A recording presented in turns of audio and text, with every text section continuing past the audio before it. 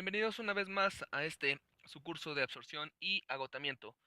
En este caso, pues vamos a empezar a ver el tema del equilibrio. Mi nombre es Luis Germán Gasca y comencemos.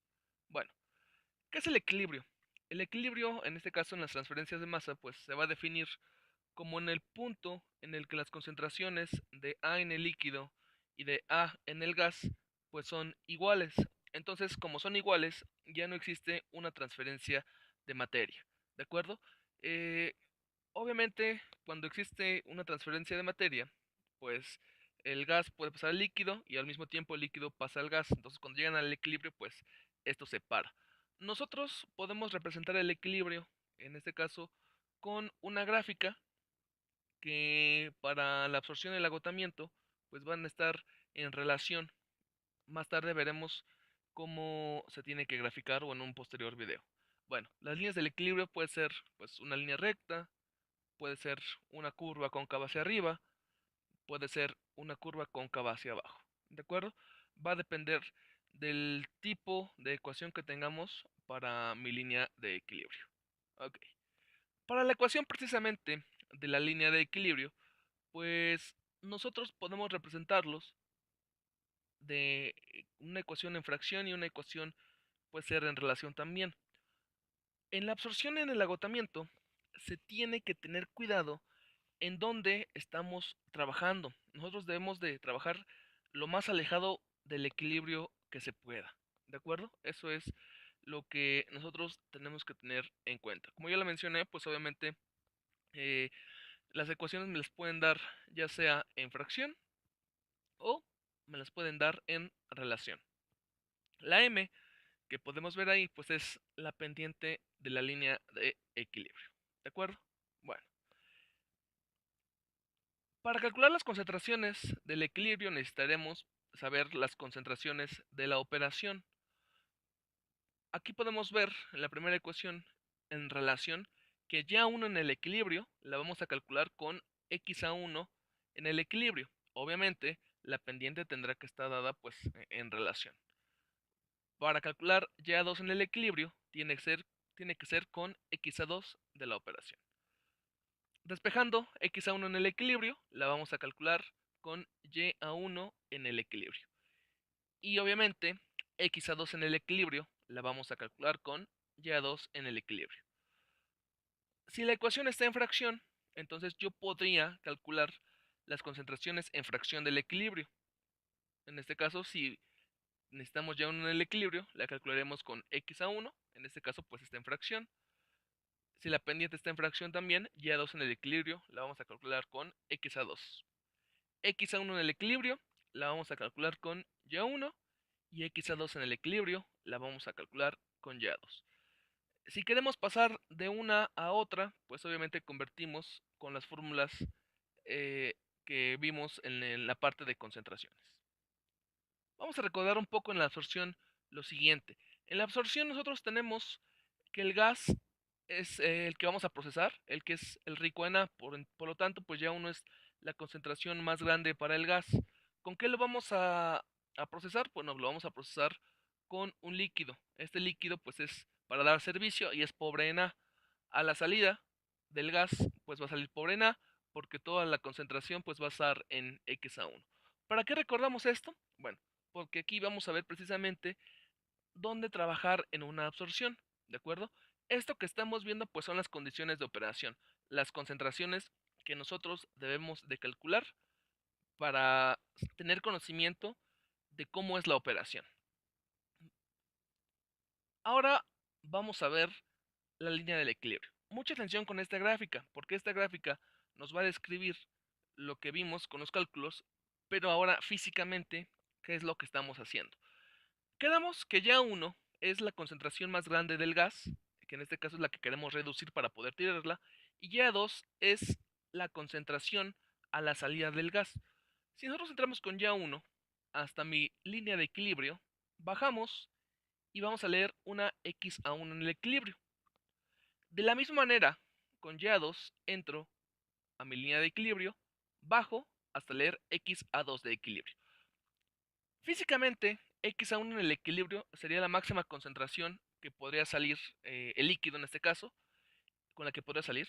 Y XA2 es o va a representar la concentración máxima con la que el líquido puede ser alimentado en una absorción. Muchas veces el líquido pues no se alimenta, voy a regresar a una diapositiva, muchas veces el líquido no se alimenta puro. Entonces optamos por recircular o por tomarlo de algún otro lugar. Entonces esta XA2 si es cero, pues sería como lo más óptimo. Pero a veces cuando esa XA2 es diferente de cero, pues tenemos que fijarnos. ¿Por qué? Bueno, por lo siguiente. Porque si en el equilibrio, obviamente, tengo un valor más grande que XA2, pues no importa, porque estamos obviamente alejados del equilibrio. Sin embargo, si mi XA2 de operación es más grande que la del equilibrio, entonces pues obviamente ya no podríamos trabajar ahí. Vamos a verlo desde el punto de vista gráfico para que veamos lo que estoy diciendo. Aquí lo acabo de poner otra vez.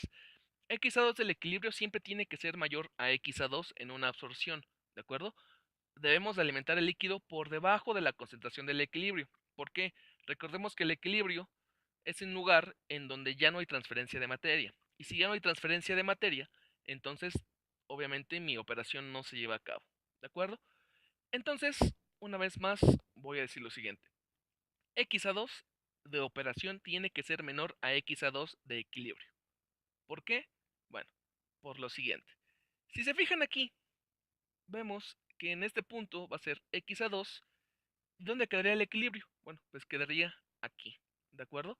Entonces, si yo trabajo precisamente a la izquierda de mi línea de equilibrio, estoy considerando que estoy trabajando alejado del equilibrio. Por eso en la absorción, aquí podemos ver la línea de operación que es XA2 Ya2, XA1 Ya1, como lo vimos en el diagrama anterior, pues son las condiciones de operación. Si graficamos XA2 Ya2, XA1 Ya1, vamos a tener mi línea de operación. Estamos trabajando por arriba de la línea del equilibrio.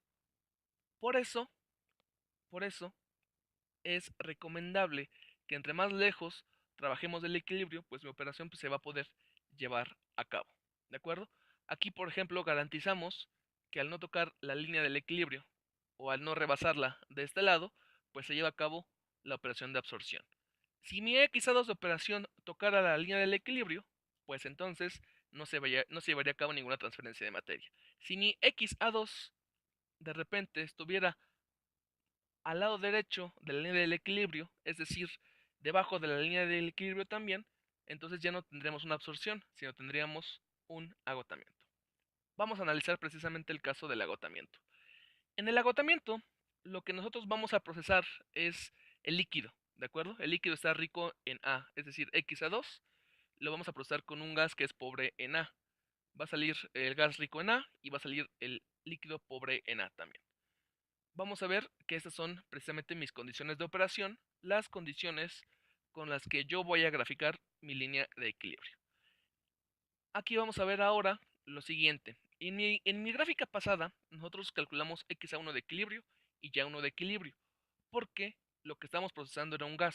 En este caso, como estamos procesando un líquido, yo voy a entrar con las concentraciones de líquido de operación, que serían XA2, para calcular Ya2 de equilibrio, y XA1 para calcular Ya1 de equilibrio.